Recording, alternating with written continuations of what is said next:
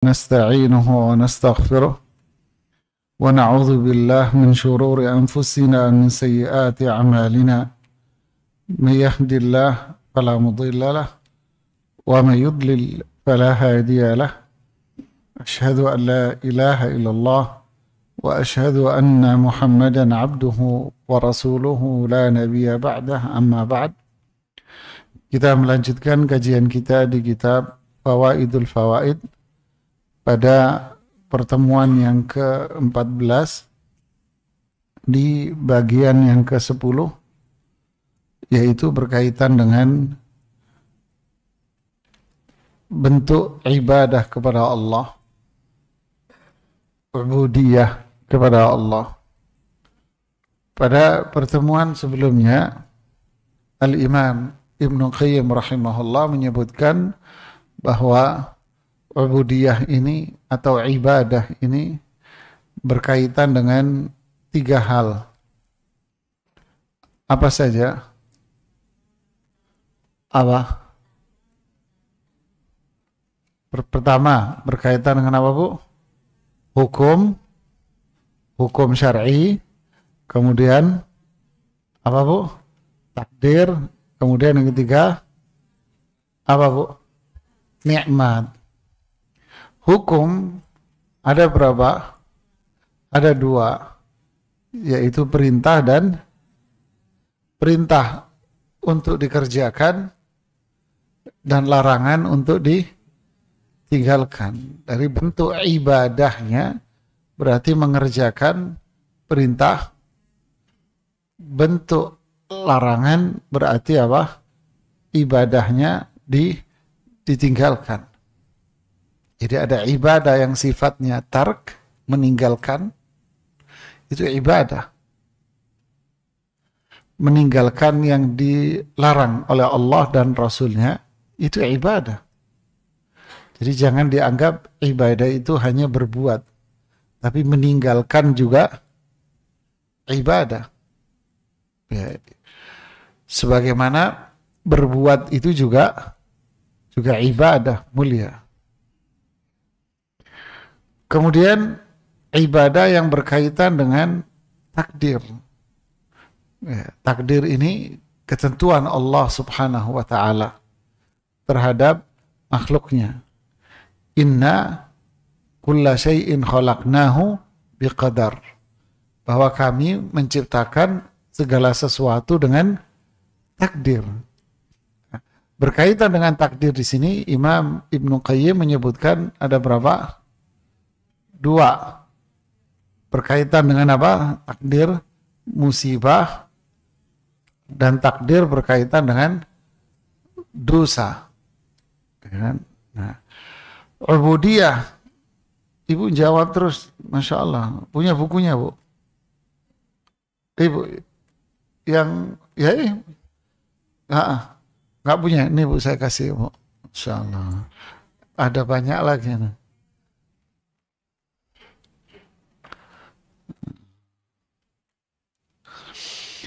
Ubudiyah dengan musibah dilakukan dengan 3 tingkatan. Apa itu? Sabar, ridha, sama syukur. Kita masuk pada ubudiyah dalam konteks takdir, yaitu takdir berupa apa? Dosa. Maksudnya apa ini? Maksudnya wa may yudlilillah fala hadiyalah. Jika Allah menyesatkan seseorang, maka tidak ada yang bisa memberikan hidayah. Jadi si fulan berbuat dosa, maksiat, ini takdir Allah? Ya, itu takdir Allah. Sebagaimana si fulan berbuat ketaatan, itu juga takdir Allah. Ingat itu, baik dan buruk Allah yang menentukan apa? Takdirnya.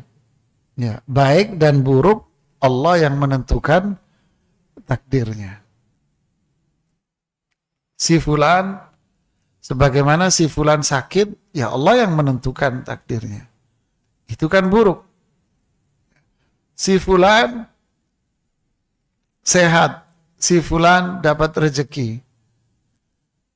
Itu Allah yang menentukan takdirnya. Si fulan berbuat maksiat, juga Allah yang menentukan takdirnya. Tapi ingat, pandangan para ulama ahlu sunnah wal jamaah bahwa seorang hamba punya kewajiban untuk apa? Untuk usaha. Usaha apa? Usaha mendapatkan sesuatu yang bermanfaat buat dia.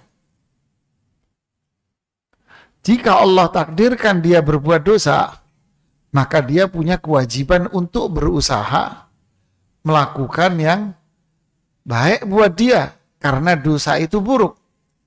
Kalau dia terus-terusan dalam keburukan, maka akan membinasakan dirinya.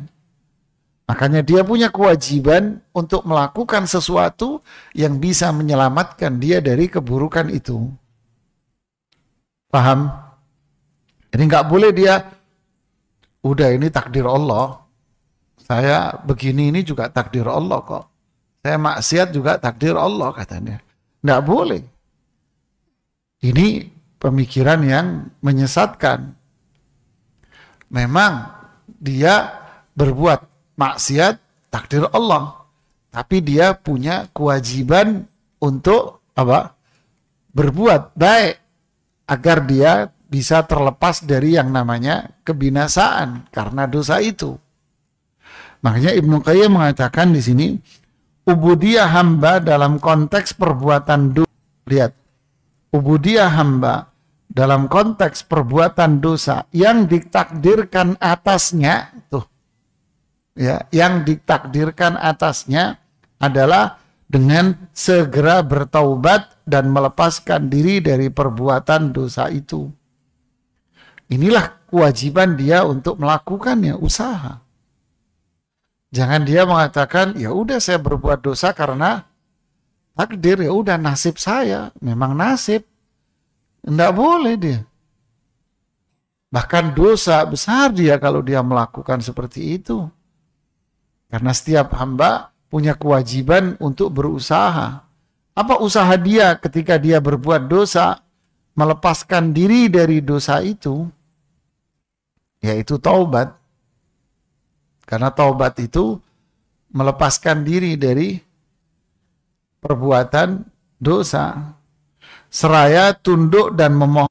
Makanya Ibnu Qayyim menjelaskan di kitab Madarijus Salikin tentang taubat nasuh. Kalau kita sebut taubat nasuhah katanya. Sebetulnya aslinya taubat nasuh, pengucapannya. Taubat nasuh itu apa? Beliau menukil dari penjelasan para sahabat, para tabi'in seperti Umar bin Khattab, Ali bin Abi Thalib radhiyallahu anhum, para tabi'in. Mereka mengatakan taubat nasuh itu apa?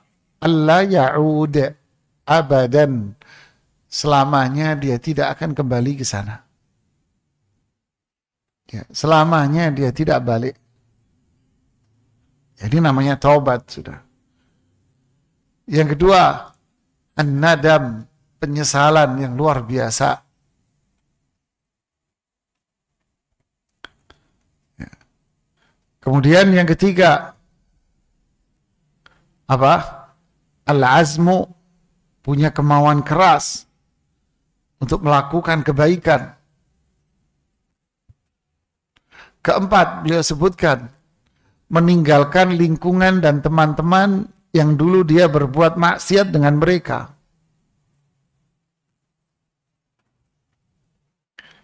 Meninggalkan lingkungan dan teman-teman yang dulu dia berbuat maksiat dengan mereka.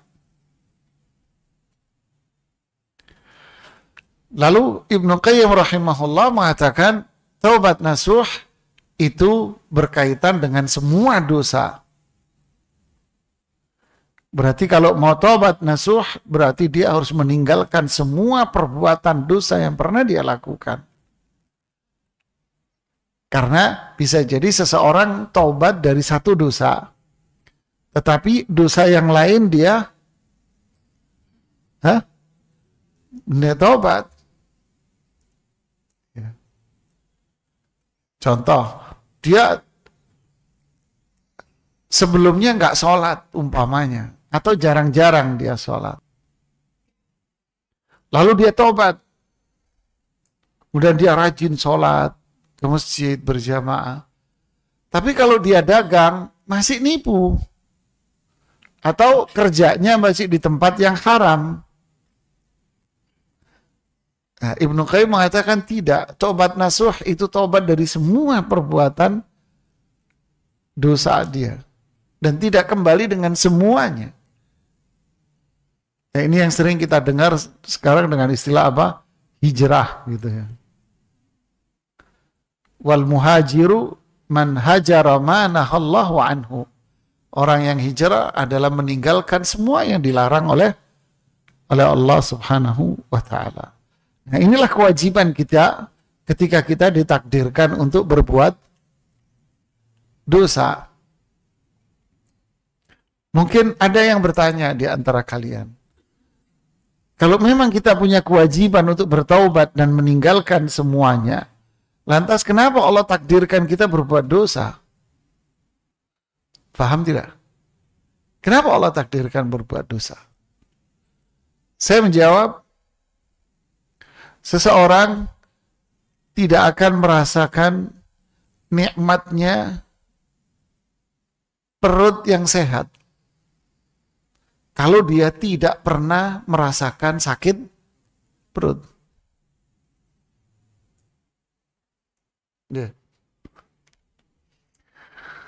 Dia tidak akan berhati-hati dalam mengemudi naik motor kalau dia tidak pernah nyungsep di got. Dia sudah nyungsep di got bonyok, dia akan hati-hati naik motor. Hati-hati dia naik motor. Kenapa? Kemarin saya dicium sama truk, alhamdulillah selamat. Jadi dia merasakan nikmatnya. Makanya semua ini adalah ujian. Dia mau beribadah sama Allah tidak atas semua takdir ini. Kalau dia beribadah sama Allah dengan semua ini, maka dia akan mendapatkan apa? Kenikmatan. Nikmat.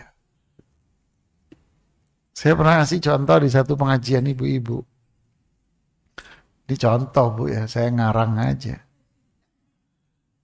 Seorang suami punya istri super bawel. Yang satu punya istri yang nggak bawel.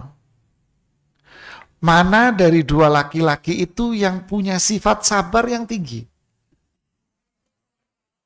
Nah, tuh. Ya kan? Tingkat itulah. Makanya Ibnu yang bilang, ini ubudiyah, ini ibadah ini. Ini ibadah ini. Dia bisa sabar, bisa nasehatin orang, macam-macam. Dia bisa nasehatin orang, Mas, sabar, Mas. Kenapa? Istri gue lebih bawel dari istri lo. Dia bisa nasehatin. Kalau yang satu istrinya baik, nurut gitu ya.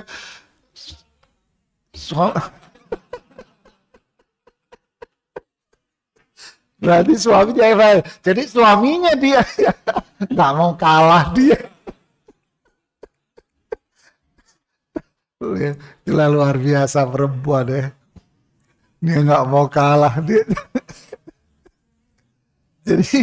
Jadi itulah ubudiyah ya.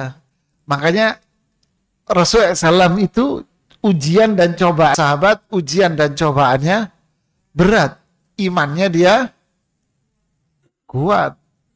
Contoh lagi, si fulan dari lahir, dari kecil, rajin ibadah terus. Temennya sebelahnya, dulu lahir kecil, dari segede belangsak, tahu belangsak? Udah nakal luar biasa, narkoba lah, ini macam-macam. Tobat dia, Kira-kira yang lebih rajin sholat mana nantinya? Yang dulunya ini. Kenapa? Karena dia pernah merasakan masa yang ubudiyah dalam hal musibah. Jadi semakin besar musibah yang menimpa dia, maka dia semakin tahan banting, dia semakin kuat dia. Begitu pula orang yang berbuat dosa, maka ubudiyah dia di dalam taubat, meninggalkan akan lebih kuat lagi dia. Kemudian beliau mengatakan rahimahullah, ia meyakini bahwa hanya Allah Subhanahu wa taala yang dapat melepaskannya dari dosa itu, dan hanya Dia yang dapat menyelamatkannya dari dampak dosa tersebut. Artinya apa? Inilah tauhid. Jadi akhirnya lahir dari takdir Allah yang berupa dia berbuat dosa tadi. Selain dari perbuatan, lahir pula tauhid. Paham tidak? Saya ulangi, si fulan ditakdirkan maksiat. Lalu dia sadar bahwa ini buruk, ini jelek, ini dosa. Maka lahir dari situ ubudiyah, ibadah. Pertama apa? Tauhid. Dia sadar bahwa tidak ada yang bisa menghapus dosa-dosa dia kecuali Allah. Tidak ada yang bisa menyelamatkan dirinya dari keburukan kecuali Allah. Nggak ada yang bisa menyelamatkan saya, nggak ada. Karena dia melihat bahwa banyak orang juga berdosa seperti dia kemarin. Dan banyak orang binasa, menderita gara-gara itu. Nggak ada yang bisa menyelamatkan saya. Yang bisa menyelamatkan saya dari semua ini adalah Allah. Yang bisa menghapus dosa-dosa saya, kesalahan Allah. Tauhid melahir dalam hatinya. Maka muncullah yang kedua, taubat dia akhirnya. Luar biasa di sini. Inilah ubudiyah di saat dia ditimpa dosa.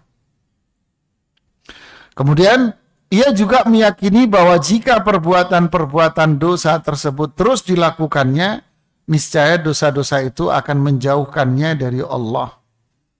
Juga akan membuatnya terusir dari pintunya. Hingga ia menyadari bahwa dosa-dosa itu merupakan bahaya yang tidak dapat dihindari tanpa pertolongannya. Jadi akhirnya dia sadar, Mas, bahwa dosa itu bahaya. Tidak akan merasa bahaya kecuali orang yang pernah berada dalam kubangan bahaya. Tapi kalau dia nggak pernah di situ, menyepelekan dia nanti. Itulah hikmah yang besar.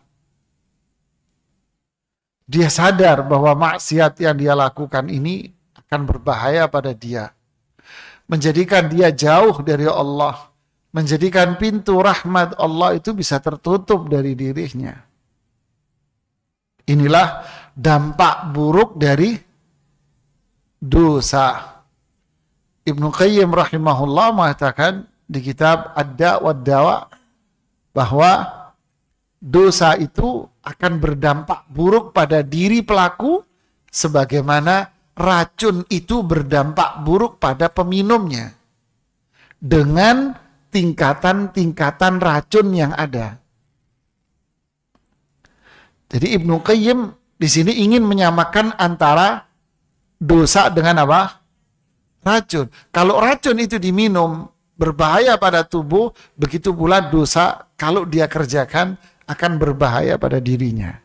Apa bentuk bahayanya? Tergantung pada tingkatan dosa dan level dosanya itu, jemaah.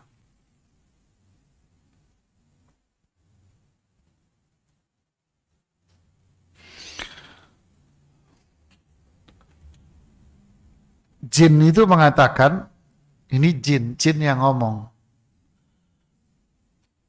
Allah yang berfirman, wa annahu kana yaqulu safihuna 'ala Allahi syatata. Apa artinya? wa annahu kana yaqulu safihuna 'ala Allahi syatata. Asy-syatat itu artinya jauh.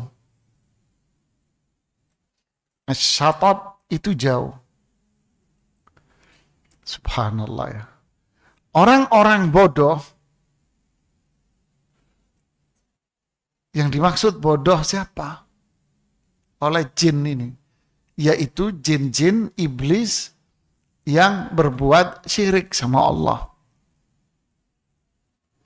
Mereka akan berada mereka akan jauh dari Allah. Mereka akan jauh dari rahmat Allah. Karena apa? Karena syiriknya itu. Dan dengan demikian dia menjadi orang yang bodoh. Berarti orang yang berbuat syirik, melanggar larangan Allah, berarti dia dalam posisi apa? Syatat. Berarti dalam posisi jauh dari Allah. Dia akan jauh dari Allah. Saat itu dia menjadi manusia yang apa? Safih. Apa safih itu? Apa safih? Bodoh. Ini di surat jin.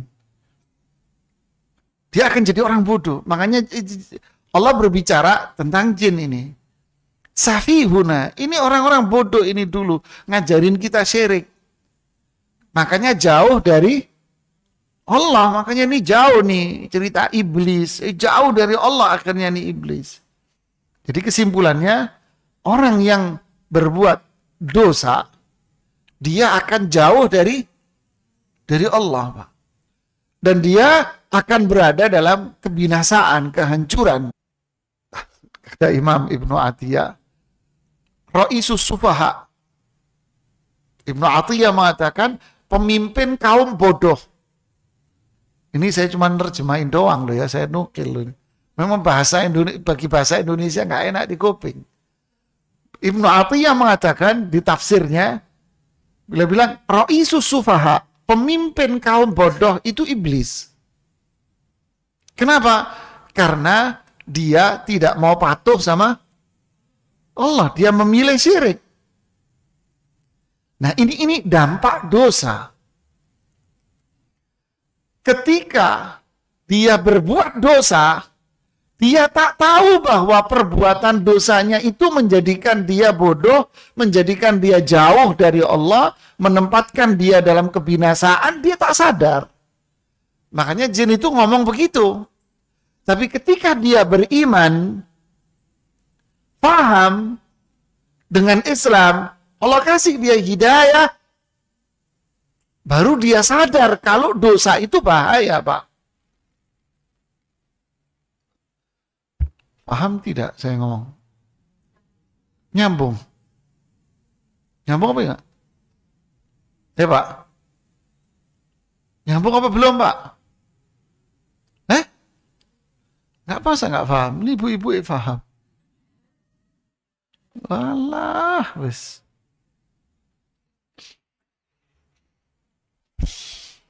Saya nyari contoh. Ini sekedar contoh, bukan mendiskreditkan. Orang yang tinggal di tempat pembuangan sampah, apakah dia merasa bahwa itu bau dan buruk, bahaya, tempat penyakit? Begitulah orang yang berbuat dosa.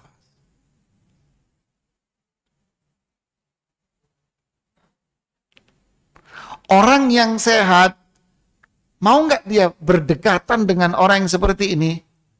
Pasti dia orangnya agak pasang badan kan, menjauh dia, pasang jarak lah. Dan dia tahu nih orang, mohon maaf ya, agak bau lah gitu umpamanya ya. Kira-kira orang berbuat dosa itu begitu. Dia tak ngerasa kalau dia ini berada di tempat yang bau, bahaya, kotor, dia nggak terasa. Kapan dia ngerasa kalau ini tempat bau, bahaya dan kotor? Kalau dia terbiasa duduk di taman. Kalau dia duduk di taman, di tempat yang indah dan bersih, dia tidak akan mau duduk di sana. Makanya jin itu bilang, itu iblis bodoh. Kenapa? Karena dia dosa. Dosanya dia itu membuat dia jauh dari... Faham sekarang, Pak? Nah, ini baru nih manggut-manggutnya. Kalah sama emak-emak ternyata. Ya, ya sekali-kali jamaahnya. Jadi Ibnu Qayyim ingin membahas di sini bahwa orang yang bertaubat, dia akhirnya menjadi hamba Allah yang tauhid. Kenapa? Sadar kalau manusia ini sama-sama lemah.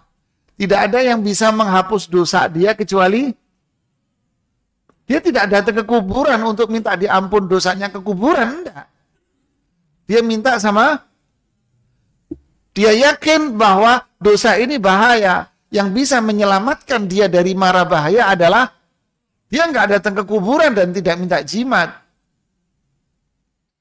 Lihat nih. Allah yang bisa menyelamatkan dia dari mara bahaya itu. Makanya lahirlah taubat, fi'il, perbuatan. Yaitu meninggalkan maksiat, menyesal, jadi berbuat baik. Ditinggal temannya, tempatnya ditinggal semuanya. Karena dia sadar bahwa maksiat kalau dia kerjakan terus, maka dia akan jauh dari... Dan dia menempatkan dirinya dalam bahaya dan kebinasaan. Artinya dosa itu berbahaya. Membinasakan kalau Anda terus-terusan dan dipiara. Kita lanjutkan.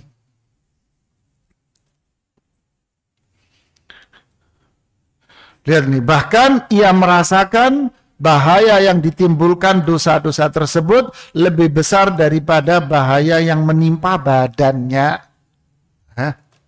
Jadi dampak buruk dari dosa itu lebih berbahaya daripada penyakit fisik. Ibnu Qayyim menafsirkan ayat kata syar dalam surat Al-Falaq dan An-Nas. Di situ kan ada kata syar yang diulang-ulangi. Ya kan? Min syarri ma khalaq, min syarri ghasiqin, min syarrin naffathat, min syarri hasid, min syarril waswasil khannas. Diulangi itu. Apa syar itu? Syar itu adalah bahaya yang bisa menimpa tubuh Anda. Dan itu bisa merusak jiwa, akal, dan tubuh Anda sekaligus. Semuanya. Itu namanya syar.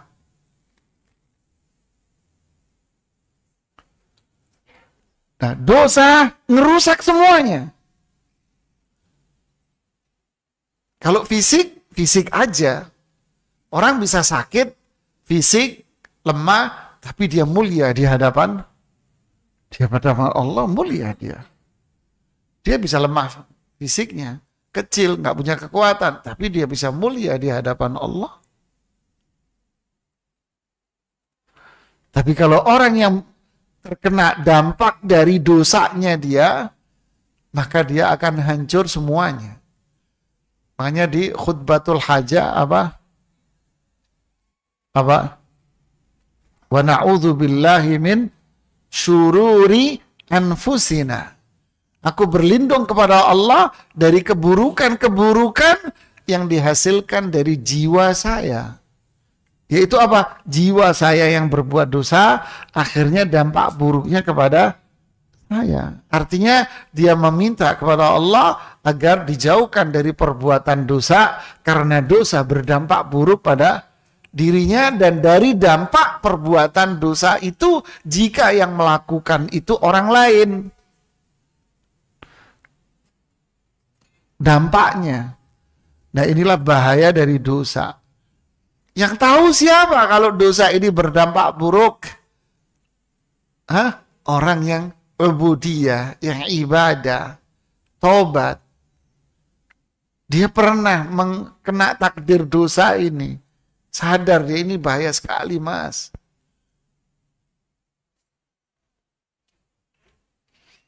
Saya pernah diceritain satu jamaah macam-macam narkoba. Jadi narkoba itu macam-macam, Ustaz. Ada narkoba bentuknya ini. Yang ini pun jenisnya macam-macam. Ada yang jenisnya begini-begini. Yang satu ini jenisnya begini-begini. Ini jenisnya begini-begini. Kalau yang ini dikonsumsi, nanti akan terjadi reaksi di tubuh begini. Kalau yang ini begini, yang ini begini, yang ini begini. Dia akan bisa begini, nah ini begini. Dan kalau begini, ini dikonsumsi oleh orang-orang ini biasanya. Tipe orang begini mengkonsumsi, dijelaskan detail sama saya. Kok tahu dia? Wah bahaya, Mas ya. Oh waduh Ustaz, bahaya Ustaz. Kok tahu dia? Ya dulu dia make dan jualan mungkin. Jadi dia tahu bahayanya. Subhanallah ya. Inilah ubudiyah yang beliau sebut. Kemudian beliau mengatakan, dengan keyakinan dan kesadaran tersebut, nah lihat nih kalimatnya. Lihat kalimatnya. Dengan keyakinan akan hal-hal di atas, kesadaran akan hal tersebut, hamba tadi berlindung kepada ridhonya dari murkanya. Namanya apa ini? Ubudiyah, tauhid. Jadi bertauhid dia. Kepada ampunannya dari hukumannya, dan berlindung kepadanya dari ancamannya. Bertauhid ya. Berarti takdir ini baik apa tidak sebetulnya? Baik. Baik jemaah.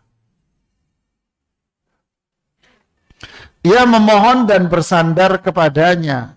Hamba ini pun tahu andai Allah sampai mengabaikannya dan tidak mengacuhkan musibah yang menimpa dirinya ini, pasti dia akan memikul dosa-dosa lain yang serupa. Jadi ketika Allah menimpakan takdir pada dia yang seperti ini, berarti lalu dia sadar, disitulah dia tahu bahwa Allah menimpakan ini karena Allah sayang sama dia. Allah sayang sama saya. Kapan? Di saat dia sadar. Baru dia tahu kalau ini adalah kasih sayang Allah sama dirinya.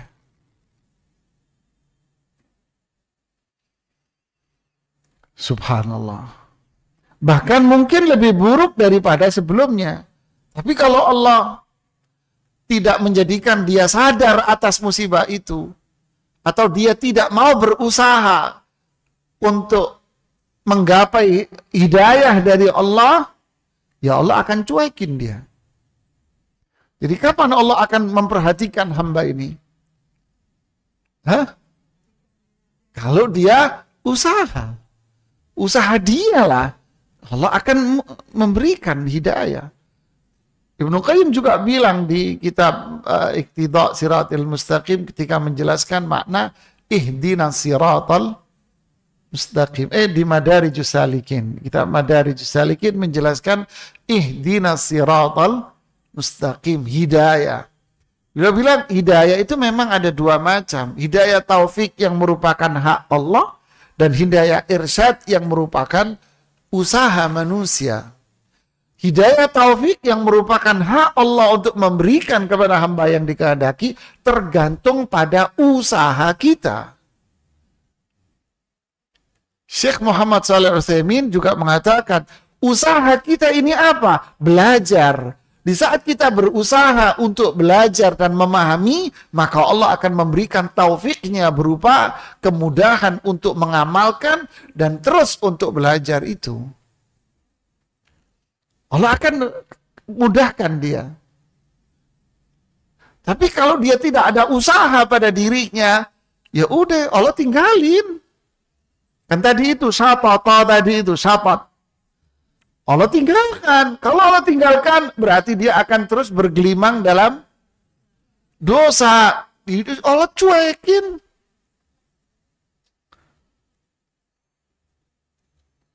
Lalu ketika dia wafat, dia azab. Kenapa Allah azab? Yaitu adil. Anda tak mau berusaha untuk memperbaiki diri. Na'udzubillah. Manusia tidak mungkin memberikan taufik bagi dirinya sendiri. Lihat. Apalagi mendatangkan keridhaan Rabb-nya tanpa izin, kehendak, dan pertolongannya. Karena itulah dia berlindung kepada Allah, merendahkan diri. Lihat ini. Karena itulah dia berlindung kepada Allah, merendahkan diri, menghinakan diri, dan merasa miskin ketika berhadapan dengannya. Dia bersujud di hadapannya, berharap di balik pintunya, serta begitu merendahkan diri kepadanya. Saat itu Allah nolong dia. Saat itu Allah akan bantu dia. Kalau dia cuek, ya Allah akan tinggalkan. Innallaha la yamallu hatta tamallu. Allah tidak akan bosan. Maksudnya Allah tidak akan menghentikan rahmatnya kepada kalian. Sampai kalian sendiri bosan untuk apa? Untuk meminta rahmat. Kalau kamu bosan minta rahmat, ya Allah. Innallaha la yughayyiru ma biqaumin hatta yughayyiru ma bi anfusihim. Allah nggak akan merubah manusia diam-diam bangun tidur terus jadi orang taat. Dia harus berusaha untuk menjadikan itu.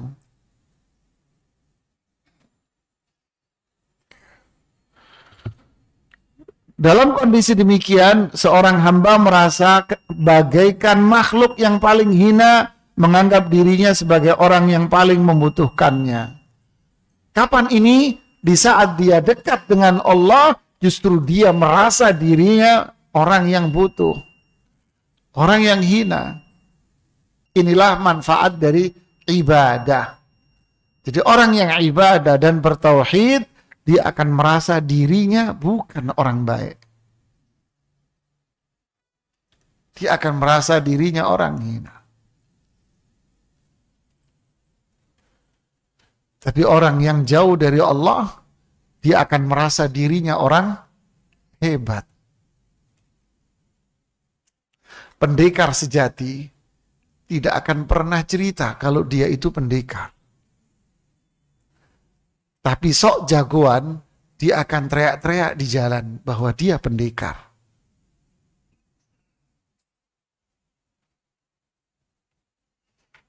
Saya pernah dijemput, ini cerita. Satu orang, rumah pengajian di Bekasi. Sendiri dia. Saya lihat badannya keker gitu ya. Saya pegang lengannya. Mas, lenganmu kenceng. Kamu olahraga ya? Enggak usah, saya biasa aja. Bohong kamu. Kamu apa itu, nge-gym atau apa ya? Oh enggak Ustaz, saya enggak seneng. Kalau Anda enggak seneng itu berarti kamu main karate ya? Enggak Ustaz. Alah jangan bohong. Kelihatan dari posturmu. Ya main karate sedikit. Kalau dikit nggak begini badanmu, saya bilang. Ini banyak. Seru saya cecer dia. Sampai akhirnya ngomong dia. Enggak Ustadz, saya cuman orang anak kuliahan aja. Saya kuliah akuntansi, tapi baru lulus. Sekarang kerja Ustadz di kantor ini. Saya orang kerja kantor. Terus merendah dia. Sampai saya cecer baru dia ngomong. Iya Ustadz. Saya dari SD sekolah di sekolahan Chinese di daerah ini. Sampai SMA. Disitulah saya belajar kungfu, Ustaz. Oh, makanya. Di situ saya belajar kungfu, Ustaz. Sampai sekarang. Dulu kita nonton film kungfu ini macam-macam. Kakak ketiga, kakak keempat. Candain gitu ya. Ketawa dia sampai cetir. Ustadz benar Ustadz, itu bukan sebuah kebohongan kata dia. Saya bertuju di Indonesia, cerita dia, saya bertuju di Indonesia. Dan masing-masing punya kemahiran sendiri-sendiri di Indonesia. Anda, apa kemahirannya? Saya tangan kosong Ustadz. Kalau gitu saya nggak berani megang lenganmu lagi, saya serang kamu. Jadi nggak berani, nggak bakal ngomong jemaah. Begitulah ya. Kita dengarkan azan.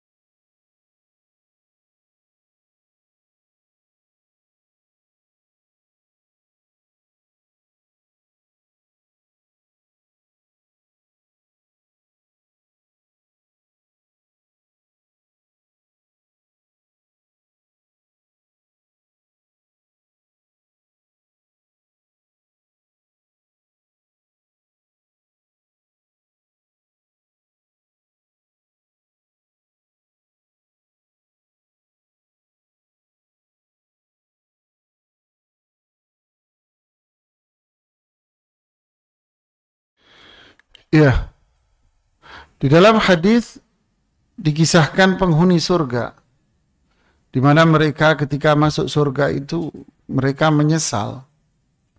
Kenapa dulu tidak beribadah yang lebih? Kenapa dia tidak beribadah yang lebih?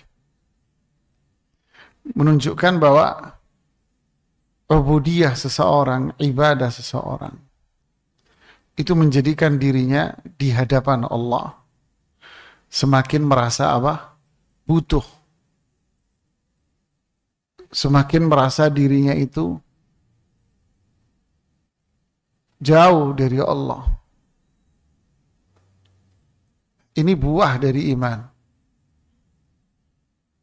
Dengan sesama manusia dia merasa dirinya bagian dari manusia, bagian dari mereka.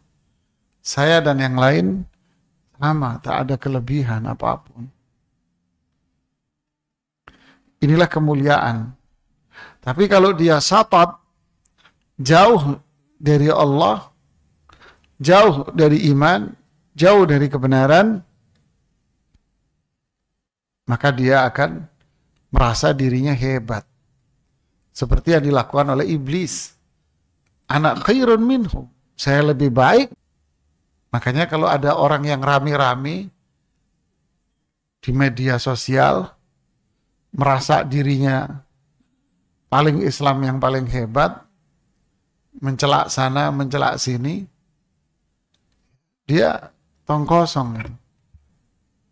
Ya.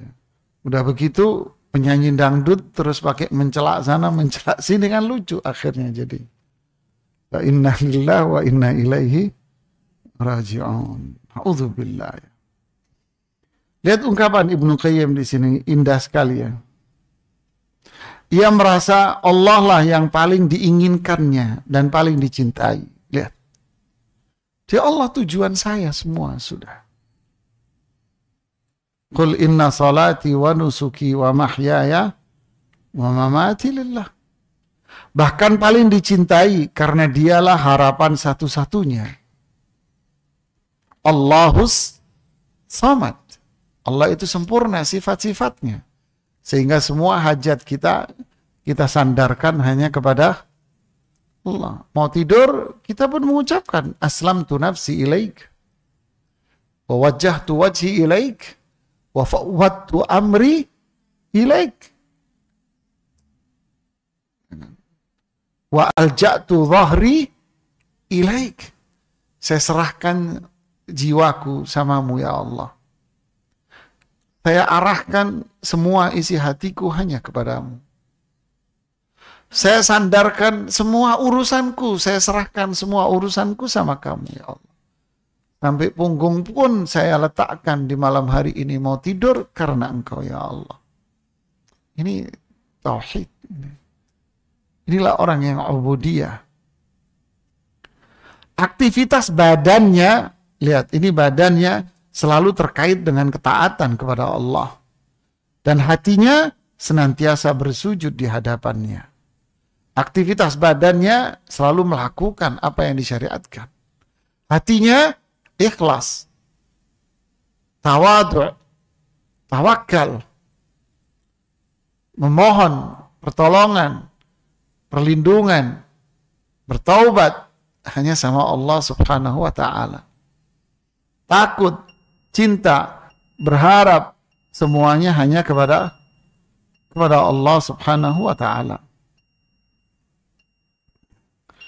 Ia sangat yakin bahwa tidak ada kebaikan dalam dirinya atau yang berasal dari dirinya, tetapi semua kebaikan hanya milik Allah, berada di tangannya dan berasal darinya.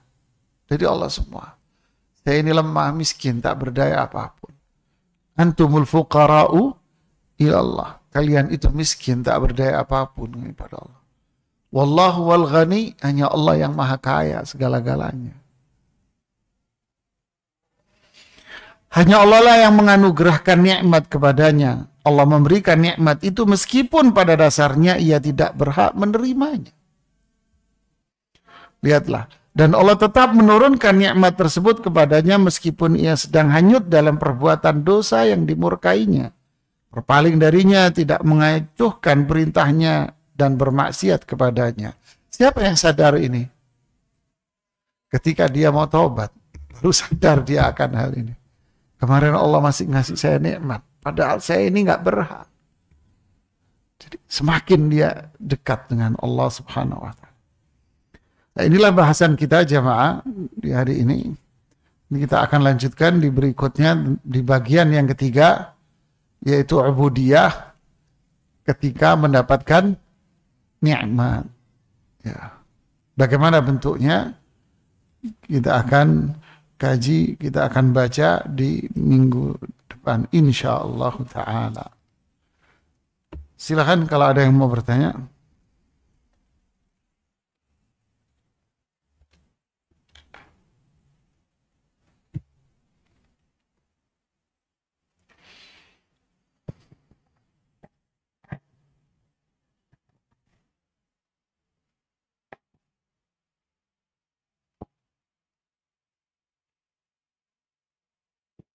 Mahat, mungkin ada yang ingin bertanya.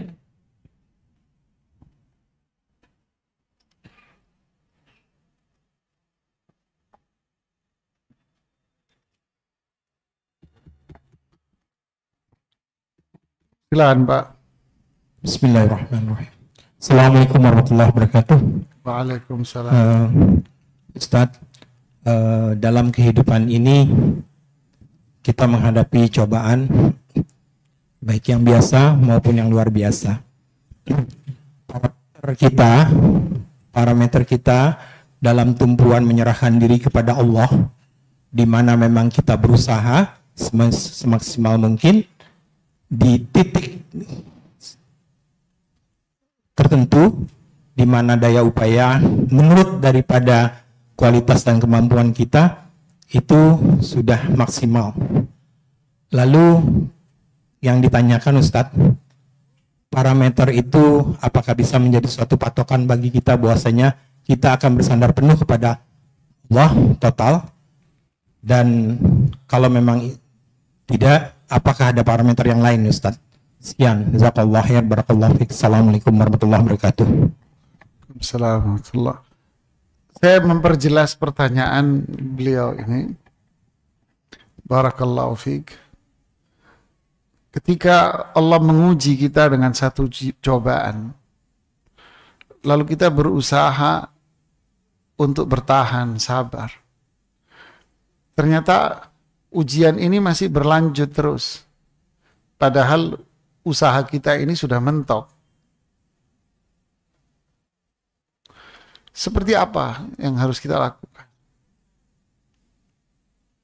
Sebetulnya prinsip dasarnya pertama, Pak. La yukallifullahu nafsan illa, Allah tidak akan memberikan musibah, hukum kauni, hukum syar'i, kecuali itu semua illa wusaha, kecuali sesuai dengan kemampuan kita. Berarti musibah yang Allah berikan kepada kita, Allah itu tahu bahwa Anda mampu. Anda mampu. Kemudian yang kedua, musibah yang Allah turunkan kepada kita ini bukan bertujuan agar hidup kita ini menderita, Pak. Sehingga kita harus mengatakan, usaha saya sudah maksimal ini untuk ikhtiar dari ini. Seolah-olah musibah itu diturunkan agar hidup kita ini menderita. Ya, sehingga saya harus menyingkirkan kotoran-kotoran dan duri-duri ini. Padahal saya anak kecil yang tak mampu untuk mengangkut pohon ini. Seolah-olah itu beban. Tidak. Musibah yang diturunkan kepada orang yang beriman, yang rajin ibadah, itu bukan penderitaan. Tapi musibah yang Allah berikan kepada orang yang beriman, rajin ibadah, bertauhid, itu adalah upgrading, Pak. Kalau kita sadar ini, maka tidak akan muncul kata-kata, usaha saya sudah mentok nih. Gak ada. Gak ada. Karena ini bukan beban. Imam Ibnu Rajab di kitab Jami'ul Ulum wal Hikam menukil ungkapan para sahabat dan tabi'in. Inti dari sikap mereka bahwa, kalau nggak salah Abu Muslim Al-Khawlani yang mengatakan bahwa dahulu mereka sahabat itu lebih suka dirinya ditimpa musibah daripada tidak. Kenapa? Karena mereka itu sadar bahwa dia berada dalam kemuliaan.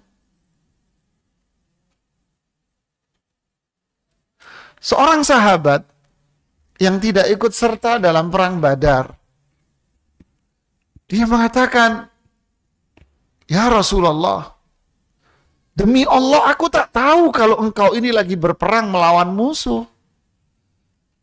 Kita tahunya engkau ingin mengambil hak para sahabat muhajirin yang diambil oleh orang-orang Quraisy Makkah. Kalau saya tahu bahwa ini adalah pertempuran melawan musuh, nggak bakal saya tinggalin." Jadi mereka menganggap itu bukan beban. Tidak. Ini orang beriman akan sampai pada tingkatan itu. Mereka, kata Abu Muslim Al-Khawlani, lebih suka ditimpa musibah daripada Anda. Kenapa? Loh, saya naik tingkat terus. Naik tingkat terus ya. Seneng. Dia berharap ujian malah. Siswa dan mahasiswa yang hebat, dia mau setoran. Mau ujian terus di depan gurunya. Mau setoran, mau ujian di depan gurunya. Untuk apa? Biar saya naik. Kira. Jadi musibah ini bagi orang yang beriman, jatuhnya apa? Lah mulia buat dia, Pak. Tapi bagi mereka yang tidak ada iman, atau jauh dari Allah yang tadi, maka musibah itu akan menjadi apa? Jadi bencana buat dia. Sehingga dia mengatakan, kayaknya Allah nggak sayang deh sama gue. Sudah mentok gue usaha, tapi kok masih begini-begini aja? Nah, udah berarti dia nggak percaya, sudah sampai di situ. Udah putus asa dia sama Allah, berarti Allah semakin apa tadi? Ya udah jauh, kamu nggak percaya sama Allah. Ta'arraf ilallahi firraqa ya'rifka fi syiddah. Kalian itu harus kenal sama Allah, dekat sama Allah dalam kondisi apapun. Senang dekat, susah dekat. Nanti kalau kamu benar-benar dikasih ujian berat sama Allah, ya Allah kasih kamu jalan keluar. Inilah hikmah dibalik musibah. Tapi sekali lagi, siapa yang faham ini? Yang faham adalah orang yang hatinya bersih dengan tauhid. Siapa yang faham ini? Yang kenal sama Allah.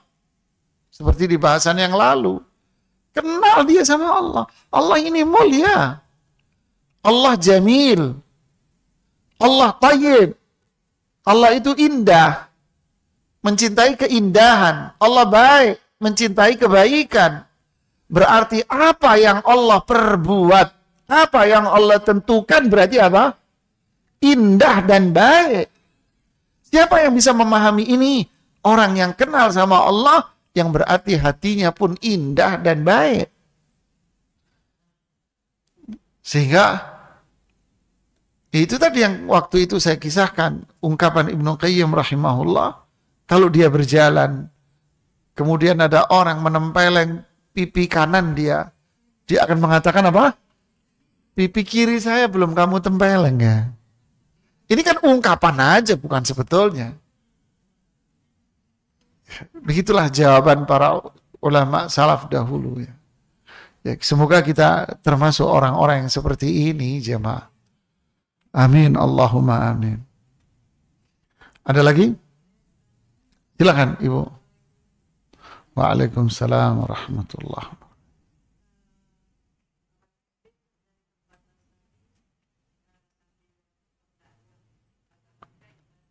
Orang Muslim apa? Oh.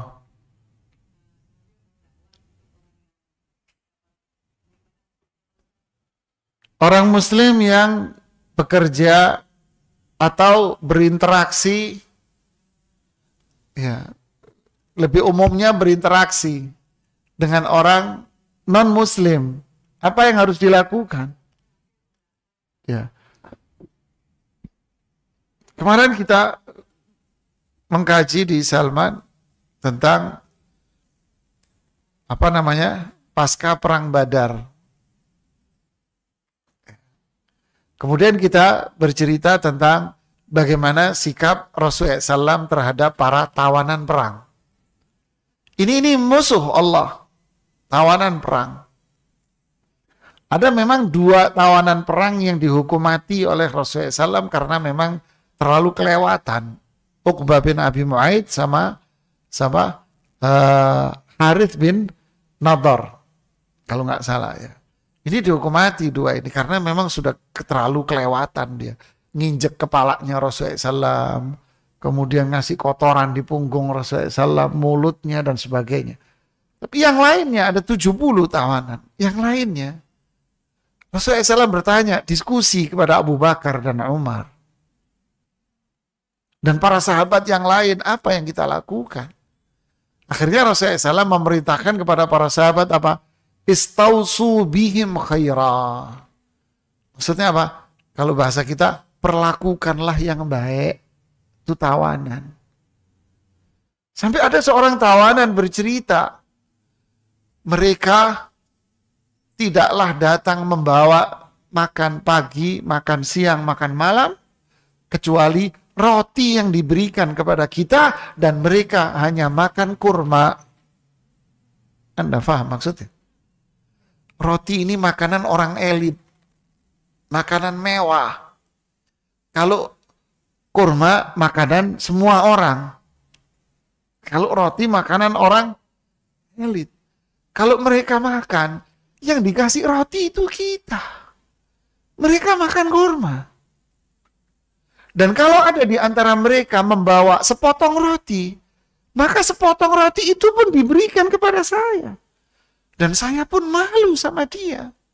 Saya kembalikan roti itu. Dia pun menolak dan tidak mau menyentuh roti itu sedikit pun. Kami dimuliakan. Siapa ini? Tawanan perang musuh. Akhirnya banyak dari tawanan perang ini masuk ke Islam. Bahkan yang mau menebus tawanan perang, mau nebus nih datang. Seperti Umair bin Wahab. Mau menebus anaknya yang ditawan, namanya Wahab bin Umair. Dia datang mau nebus, sebetulnya bukan mau nebus, mau membunuh Rasulullah SAW, tentu mau ngambil anaknya. Niat utamanya mau bunuh jemaah. Mau masuk masjid, pedangnya dikeluarin, ditaruh dipegang ini, pedangnya sudah dipegang, dikeluarin. Umar bin Khattab ngelihat. Ini bahasanya Umar bin Khattab. Hadzal kalb aduwullah. Ma ya'ti illa bisyarr, kata dia. Ini anjing satu, ini musuh Allah ini. Dia datang pasti bawa kejahatan. Ayo kita jaga Rasulullah SAW. Samping Rasulullah SAW, Umar bin Khattab, pedangnya dikeluarin Umar, pedangnya ditaruh di lehernya sini sama Umar bin Khattab. Umar yang naruh pedangnya di leher. Maksudnya apa? Wahai Umar, macam-macam tak gorok lehermu kamu. Rasulullah bilang apa? Ada Umar di situ di luar. Ya Umar, nadihi, wahai Umar, arsilhu ilai. Panggil dia, suruh kemari. Allahu Akbar. Suruh kemari. Ya Rasulullah, ini musuh jahat. Suruh kemari. Datang. Masuk dia. Ya Umair, sini kamu, dekat sama saya. Coba. Setelah dekat dengan Rasulullah, kamu mau apa ya Umair? Coba. Mau apa kamu Umair? Enggak ya Rasul. Tidak. Saya kesini cuma mau nebus tawanan. Bohong kamu Umair. Bayangin jemaah, ini orang mau bunuh. Bohong kamu Umair. Enggak wahai Muhammad. Enggak Muhammad. Saya mau nebus anak saya. Bohong kamu. Kamu kan tadi duduk sama Sofwan bin Umayyah. Di samping, di Hijr Ismail. Kamu bicara begini sama Sofwan. Lalu Sofwan jawab begini. Lalu kamu bilang, saya bersumpah, saya bunuh Muhammad. saya bersaksi bahwa engkau adalah Rasulullah Sallallahu Alaihi Wasallam. Masuk Islam. Kelar. Akhlak. Bagaimana Rasulullah SAW bermuamalah dengan bukan sekedar non-muslim. Ini musuh mau membunuh. Tapi waktu itu tentu bukan di medan perang, bukan. Lihat akhlak Rasulullah Sallallahu Alaihi Wasallam. Dan banyak ini kisah-kisah seperti ini. Sebab masuk Islamnya Abu Sufyan. Sama. Dipanggil, duduk di tendanya. Duduk sini, wahai Abu Sufyan. Besok paginya syahadat Abu Sufyan masuk Islam. Saya bisa ngomong, lihat sikap baiknya Rasulullah Sallallahu Alaihi Wasallam. Jadi pelajarannya apa jamaah? Kita ini disuruh berbuat baik sama siapa aja. Mau teman, mau lawan. Sampai Ibnu Qayyim bilang di Madarijus Salikin di bab tentang akhlak mulia. Babnya tentang apa? Di situ ada sub bahasan beliau. Judulnya apa? Jika ada orang jahat sama Anda. Apa yang harus Anda lakukan? Satu, sadarlah itu takdir Allah bagimu. Bahwa hari ini ada orang jahat. Dua, apa itu? Lapang dada kamu. Tiga, sabar jangan ngeluh. Empat, berbuat baiklah sama orang yang berbuat jahat sama kamu. Karena itu kejahatan takdir Allah. Jadi kamu harus baik sama dia. Terus kasih hadiah dia. Kirimin hadiah dia. Saya baca jamaah. Wah angel.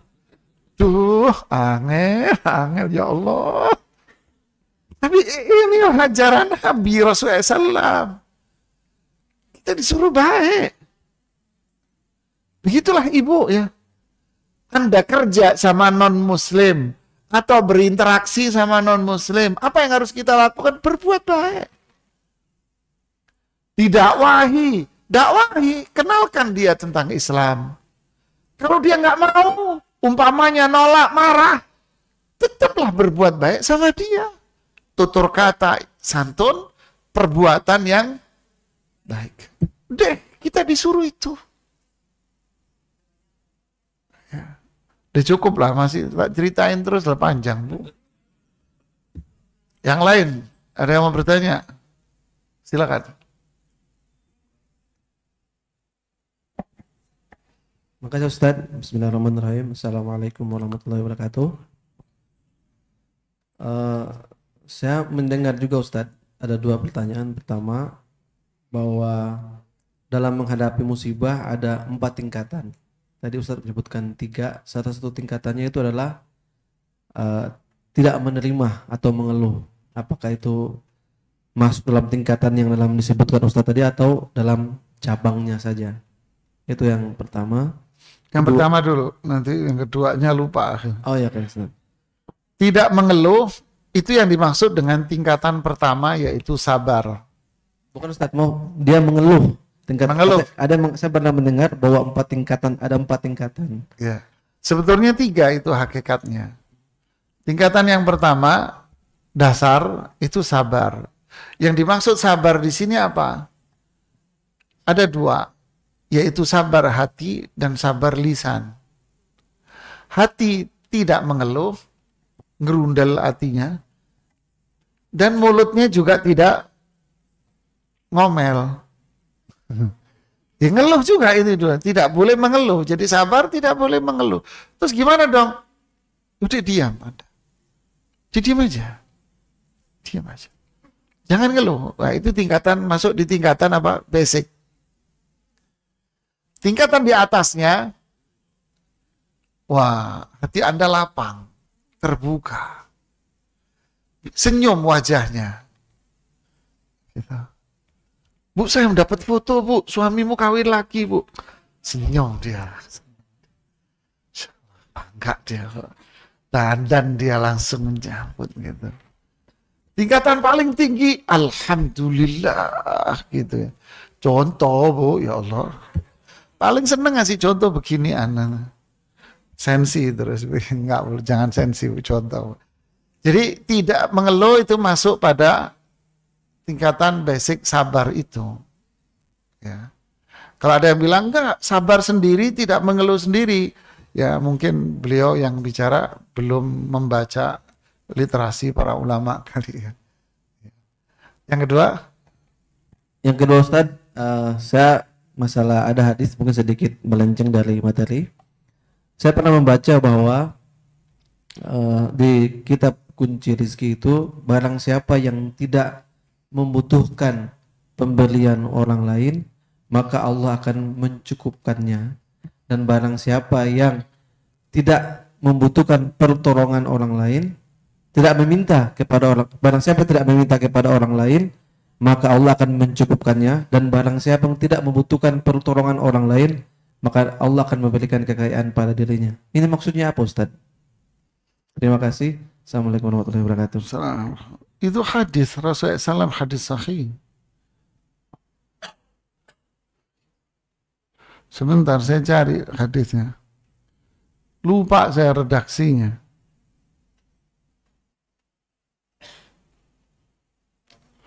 Intinya redaksi hadis sahih itu mengatakan man kanat hammuhu man kanatil akhiratu akbara hammi. Jadi siapa yang menjadikan akhirat itu tujuan utama dia, keinginan utama dia, maka dunia itu akan datang walaupun dia tidak suka. Maksudnya hatinya itu dipenuhi dengan iman, harapan, hanya berharap sama rahmat Allah, hanya berharap dengan karunia Allah, yakin bahwa Allah akan menunaikan kebaikan, akan memberikan kebaikan kepada hambanya yang dekat dengannya. Innallaha la yudhi'u ajral muhsinin. Allah tidak akan menyia-nyiakan pahala bagi orang-orang yang berbuat kebaikan. Yakin dia sama Allah, maka dunia itu akan datang walaupun dia tak mau. Yang dimaksud dengan dunia ini, jangan dibayangin mindset kita adalah duit. Terus datang duit miliaran sama dia begitu ya. Itu film. Itu film sinetron. Ya. Tidak. Yang dimaksud apa? Kekayaan dunia macam-macam bentuknya. Tapi bukan berarti maknanya adalah terus dia akan berada dalam kondisi kemiskinan. Tidak. Maknanya adalah Allah akan memberikan kecukupan kepada dia. Imam Ahmad pernah ditanya, ya Imam, andai si fulan memiliki uang 1000 dinar, apakah dia dikatakan orang yang zuhud? Imam Ahmad menjawab, iya, dia dikatakan orang yang zuhud. Maksudnya, andai si fulan punya duit miliaran, apakah dia orang zuhud? Jawabannya, iya, orang zuhud dia. Kapan? Ketika duitnya berkurang, dia tidak sedih. Dan ketika duitnya bertambah, dia juga nggak seneng banget. Biasa aja. Kalau kita kan enggak jemaah. Rekeningnya kurang. Waduh, itu kayak gunung putri itu nggak jadi putri lagi deh. Jadi gunung putra dia. Jadi gitulah. Artinya hanya mengharap ridho Allah aja. Dan bukan berarti maknanya dia tidak usaha untuk menggapai dunia. Tidak. Rasulullah juga ke pasar. Abu Bakar radhiyallahu anhu pedagang. Umar bin Khattab pedagang. Utsman, ya ma'ruf, kita tahu semua. Dan banyak para sahabat yang pedagang. Bahkan Imam Zahabi di Syiar A'lamin Nubala mencatat 60 orang pertama masuk Islam. Beliau analisa dari sekian banyak itu 60 itu didominasi oleh orang kaya. Lalu beliau tulis, yang miskin cuman ditulis 1, 2, 3, cuman ini tuh yang miskin. Sisanya ini orang kaya semua. Jadi bukan berarti maknanya dia duduk, terus nggak mau usaha, yang penting saya ibadah, saya serahkan semua rezeki sama Allah, semua Allah yang ngasih, pasti saya nggak mau usaha. Ya salah. Dia tetap usaha, tetapi hatinya dia, kalau para ulama mengatakan hatinya hanya isinya harapan untuk dapat rahmat. Dunia di tangan. Ya, yang kedua. Oh, yang tadi. Ada lagi? Silakan, Pak. Apakah orang yang sering mengeluh bisa menurunkan kadar imannya? Orang yang sering mengeluh menurunkan kadar imannya. Iya, Pak. Iya, Pak. Dan itu Allah menyebutkan dalam konteks celaan. Innal insana khuliqa halu'a idza massahu syarru jazua wa idza massahu khairu manu'an illal musallin. Gitu kan. Manusia ini kayaknya punya kebiasaan buruk, yaitu ngeluh. Kalau ditimpa musibah, jazua, ngedumel, ngomel. Tapi kalau dikasih nikmat, bakhil, medit, pelit. Terus Allah sebut illal musallin, kecuali orang yang ibadah, sholat, ini disebutkan ciri-cirinya, maka dia nggak seperti itu. Dia nggak akan ngeluh. Itu tadi kembali, dia sadar bahwa musibah yang menimpa dia ini apa? Sayang, Allah ini sayang, Allah ini baik. Yang ngeluh kan orang yang nggak kenal sama Allah. Akhirnya, ketika dia ngeluh, ya semakin jauh nanti dia sama Allah. Ini yang bisa saya sampaikan, semoga bermanfaat buat saya dan kita semuanya. Subhanakallahumma bihamdika asyhadu an la ilaha illa anta astaghfiruka wa atubu ilaik. Assalamualaikum warahmatullahi wabarakatuh.